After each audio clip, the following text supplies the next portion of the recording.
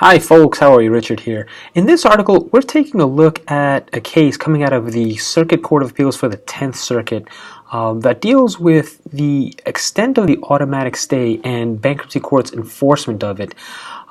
In this case, generally speaking, a debtor had owned and operated two trucks, tractor trailers with loans against them. He defaulted, and then the creditors repossessed the trucks by sort of shady means.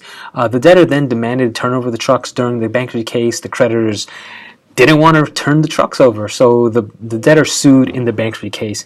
The creditors raised some defenses, including that the bankruptcy court didn't have jurisdiction and that the property wasn't the estate.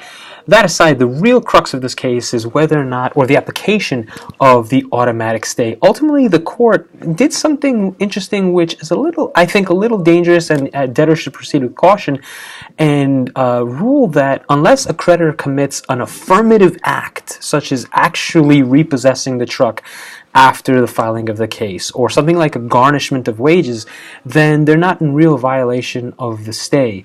So it opens the floodgates for creditors, especially really aggressive creditors, to try to take property from a debtor before they anticipate the filing of a bankruptcy, which could be to the detriment of other creditors and also to the debtor, especially when you deal with something like a car or so that might be integral to the debtor's livelihood. So it's an interesting read, fascinating read. A link to the cases within the post. If you have any comments, I'd love to hear them. But otherwise, I'll see you on the other side.